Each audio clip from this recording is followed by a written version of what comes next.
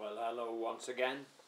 This is me, Leonard Wells, broadcasting from Haslingden, north of Manchester in the UK, on Sunday, 4th of July 2010. Where have I heard that date, 4th of July, before? Oh yes, it's Independence Day in the USA, where they set off fireworks and everybody goes home for July the 4th celebrations. And what are they celebrating? They're celebrating their independence from this country, from the United Kingdom. Because at one time the United States was a colony of Britain. But they didn't like it, so they threw us out. So the USA is that country where it seems to me thousands are sleeping rough or sleeping in their cars because there aren't any jobs. And the government doesn't give decent welfare benefits to help people through the difficult times. Yet they can spend billions upon billions upon billions upon billions on weapons. Shows you where their priorities are. In addition, the country is rife with guns because the law in America states that you're entitled to have a gun at home.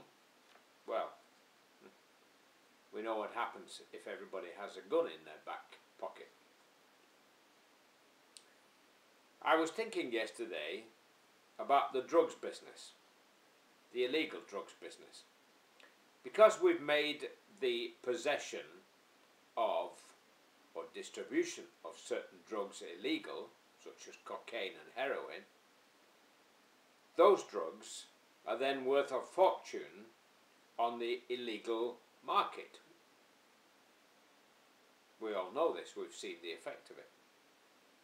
Exactly the same thing happened when the United States made alcohol a prohibited substance in the 20s and 30s. Al Capone and his merry men appeared on the scene to provide illegal liquor. But you know, isn't it very strange that while we ban cocaine and heroin, which we know are very addictive, we don't ban nicotine? Nicotine is a far more addictive drug than either of those two. In fact, nicotine is the most addictive substance known to man on this planet. Did you know that? It's a fact.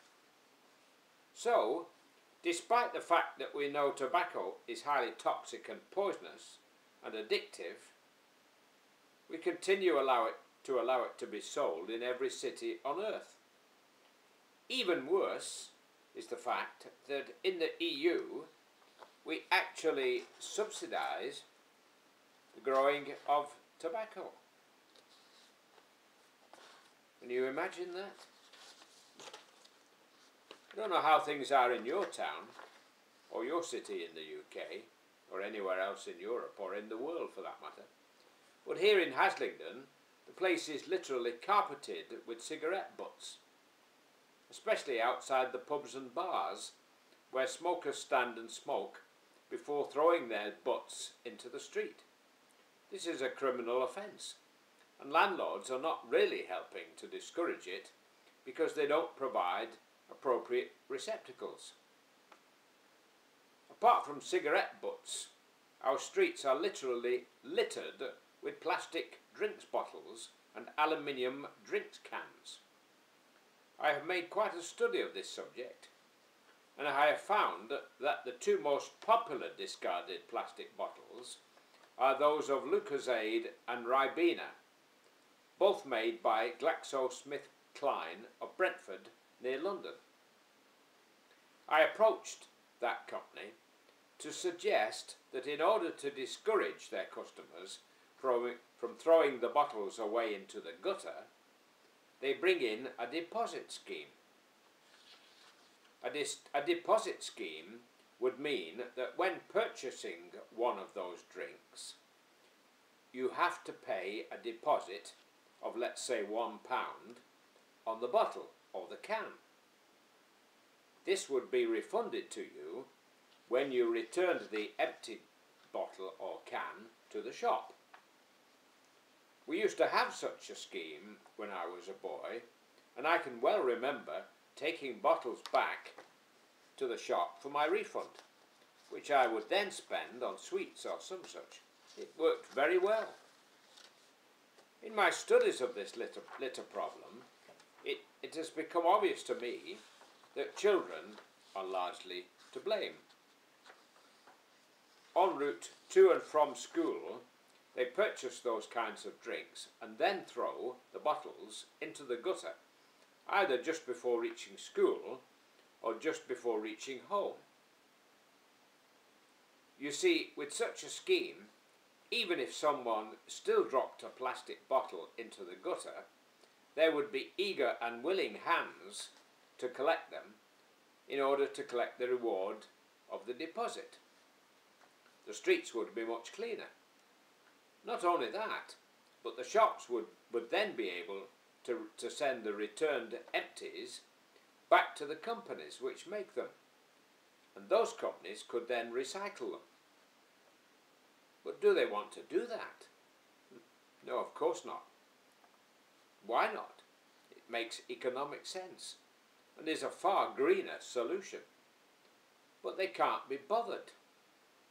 They don't really give a brass tack if our streets are swimming in their empty plastic bottles.